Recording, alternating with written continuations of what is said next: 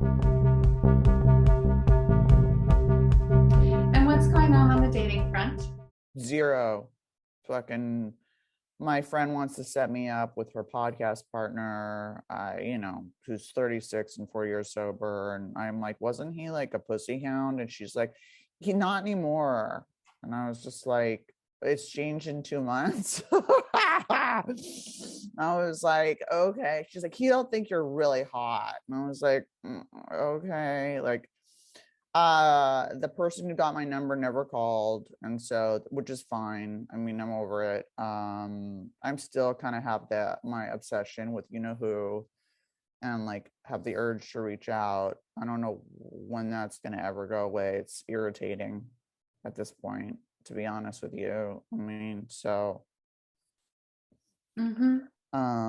but everyone's like, you're so hot, like, and like, why are you alone? Like, I don't get, you have amazing hair, you're beautiful, like, you're like, I'm like, I'm insane. I don't know, I really don't know. So it's interesting writing the part about relationships, because he wants me to really get into like what I was like in relationships before, and then what I was like in this last one. And I just said, I have anxious attachment. I'm a human. I am a human succubus, like it's just like, that's what I'm like, so I don't know. Honestly, when I, in that depression, that was like the least of it was not even on my radar. Like my radar was like, please don't act out and kill yourself or get high. Like Right. just, you know, and now, I mean, Right. So now, what does it feel like to you to think about dating? Because dating, in recovery and in multiple types of recovery now for you, is about taking a risk. So what does that feel like? well, I mean, like the last couple experiences have been really bad. I mean, like so bad that people are like, are you like they don't even believe like that last date was just like horrible. And so I mean, I feel less like I think the next person is the one for sure. You know what I mean? I'm more wary. I'm more like, we'll see. Like, but I can say that until like I get like weirdly like connected. I definitely don't want to move slowly. I don't want to be on apps. I really don't. Even though everyone I know has met someone on whatever, I just feel like I'm too old and I'm out of people's radar. And it's also something that I, tend to get really obsessive with, and I can build a case in my head and fantasize of this person, and like I'll keep checking, and I have work to do. I can't do that. So it has to just be like, you know, through a friend or meeting someone like somewhere or whatever. So what I'm hearing is that on the anxious side, you're doing a lot better because having the dating plan gives you containment, essentially. That's what I'm hearing. Um, and so if you bump up against those things, you'll know, and you're really clear about what your triggers are on that side. And, I would argue that there's a good chance until we do the AAI, which is the adult attachment interview, we don't know for sure what your attachment style is. I would guess that it's disorganized, which Right. means both anxious and avoidant. So on the avoidant side, which is where we deny our feelings, we pretend that we don't need anything, we hide, right? I want to work on that a little bit with you now in terms of getting you I out feel like there. that's just my sexual anorexia and like whatever, to be honest with you. I mean, you can say it's avoidant, but I feel like, I mean, I guess it's avoidant. I mean, I feel like that's just like I've been hurt so much now that I've just withdrawn. And that's something like, it's so funny because when I was like an active sex addict and going to slaw, I made fun of those people. I was like, oh, really? Like a hug is triggering? Like, really? Like, I'm fucking people in the back of my car. Like, get with it. Like, that's your problem. Like, and again, it's just true. Like, everything that I've judged, I've become. And now I'm like, you are that person, dude. Like now you are that person. So welcome. The universe is like, oh, really? You're judging them? Okay, here. Right.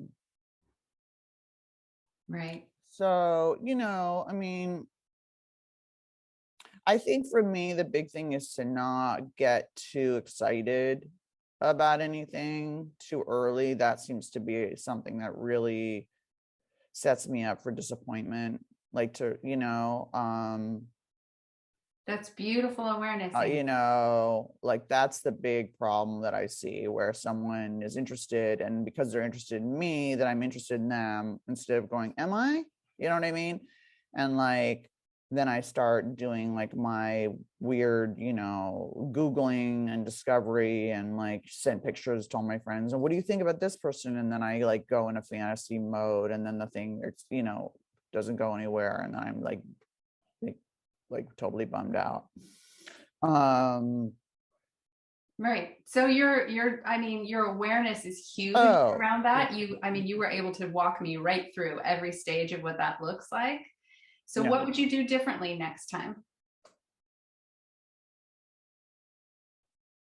Just really, first of all, not talk about it up to people. Like that's the other thing. I'm like, I've got this date I'm gonna do, and he's this, and everyone's like, oh my god, I'm so excited. Like, how did it go?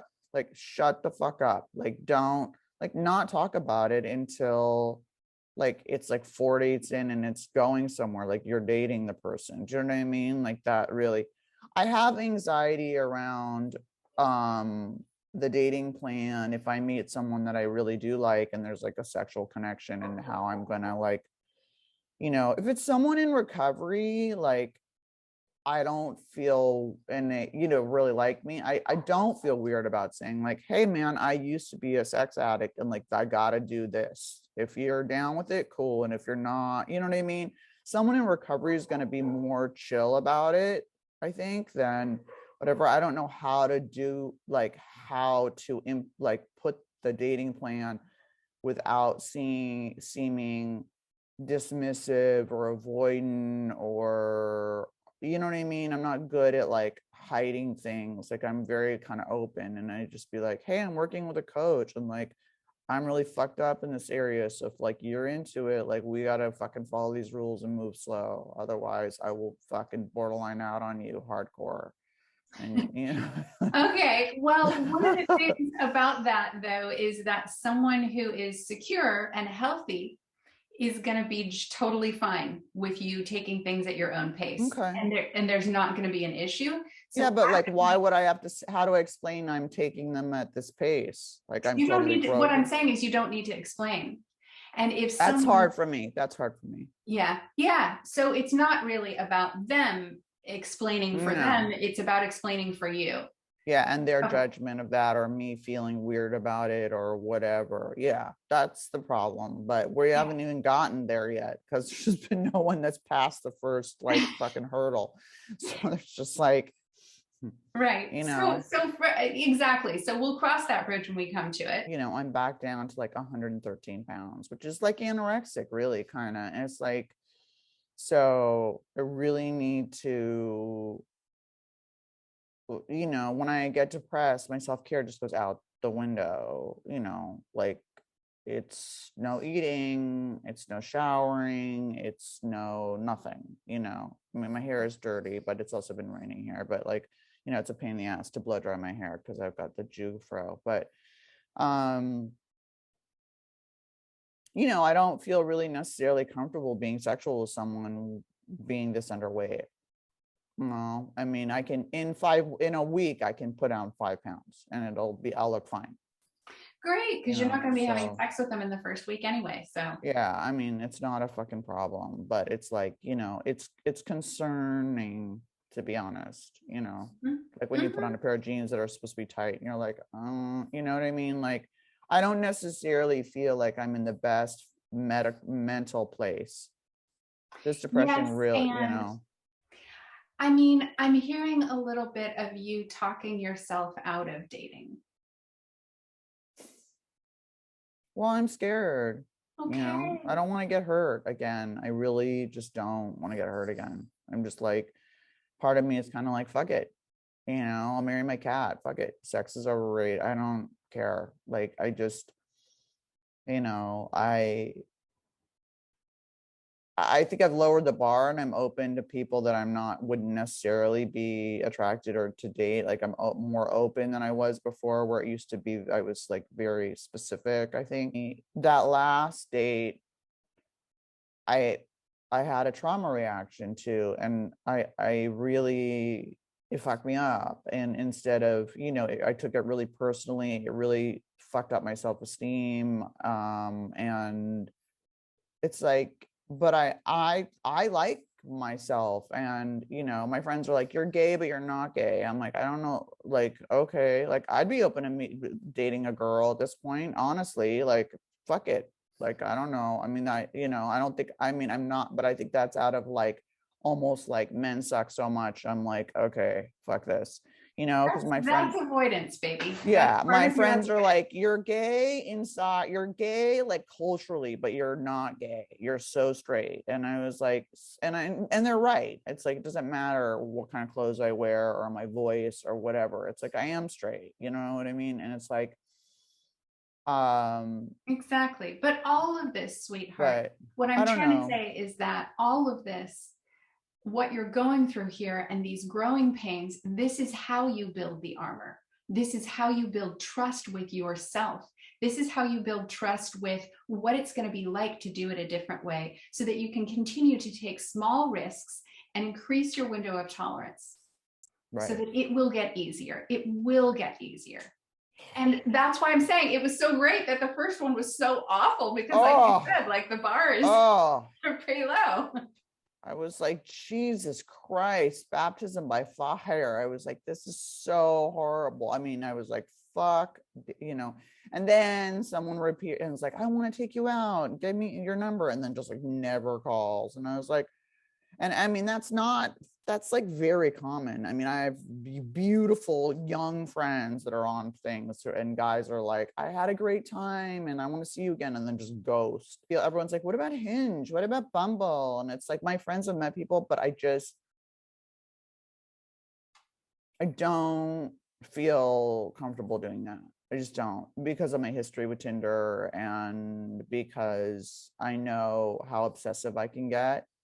And that's fine, sweetheart. and also because I'm right older and I'm out of a lot of people's window, even though I don't look, I hear you about all of that's that. that's a weird feeling too, to be like, I'm 52, like, guys that are fucking 30, dude, don't necessarily, they'll fuck you, but they don't, they want babies. They are not looking to marry, necessarily. Like, it doesn't matter that you don't fucking look 52. It's like, you are fucking 52 and you're going through perimenopause. Like, a guy's gonna be like, I'm gonna sign up for that shit. Right. So I get it, honey. And here's what I'm saying. We know what you don't want to do. Tell me what you do want to do. How do you intend to engage in the dating world?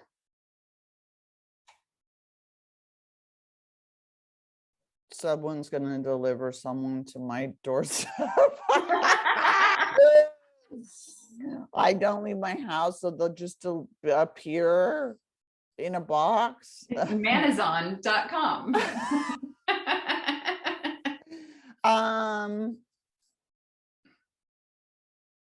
I went to dinner with my friend. I think through people might be the way. I mean,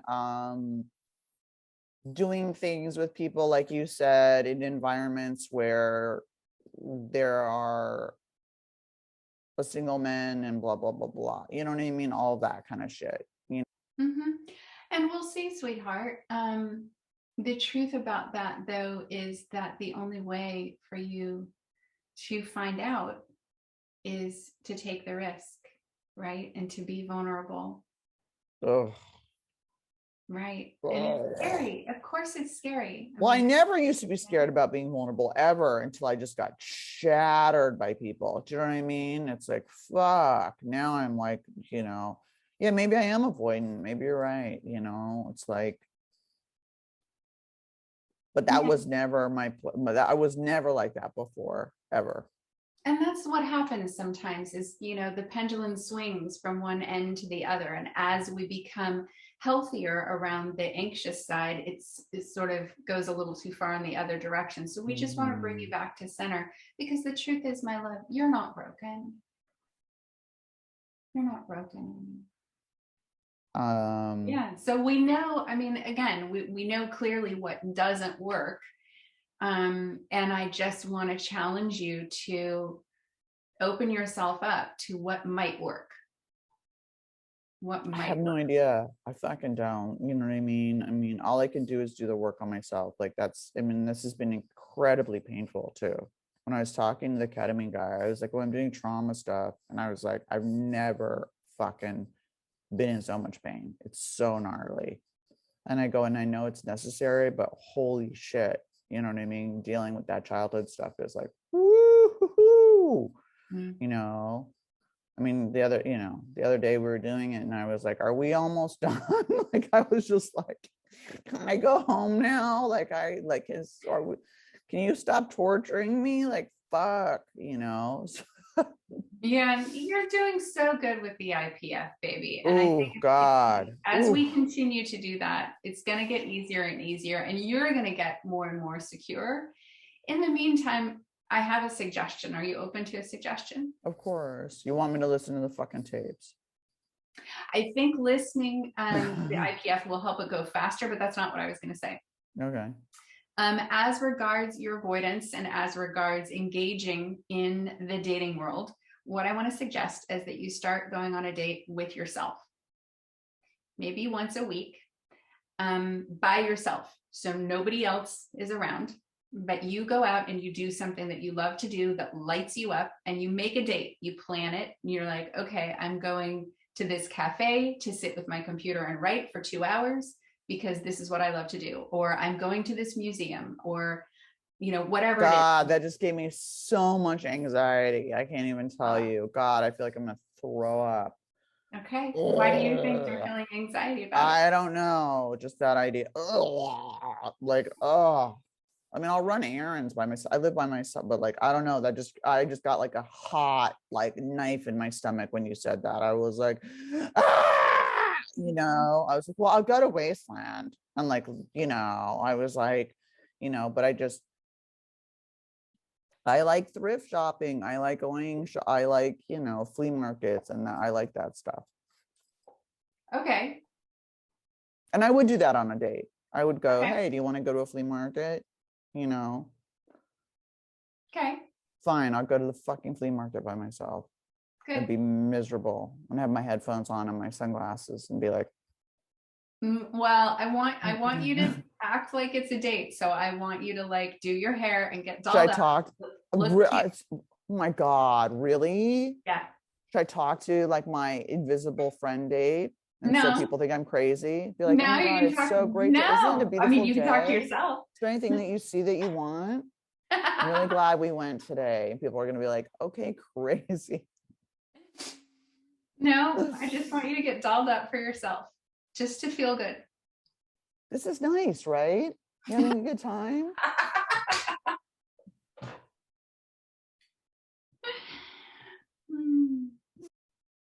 I hate you.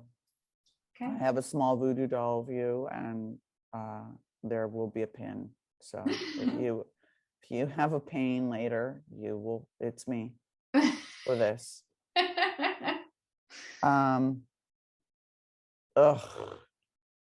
Okay. You can do it, baby. You know what? What if it ends up being totally awesome and unexpectedly fun? And who knows? Like, just stay open to the possibility of what might happen, of what it might be like for you. Okay. Great. Well done. Courage. I don't really have a choice, so. You do. You always have a choice. But you're choosing recovery, as you know. I mean, if I have this much discomfort, that means I'm supposed to do it. Like, if I have this much resistance, that always means that's where, like, the healing or the joy or the whatever is on the other side of that. I'm aware of that. You know what I mean? Anytime I'm like, I'm like, okay, that's where you have to go.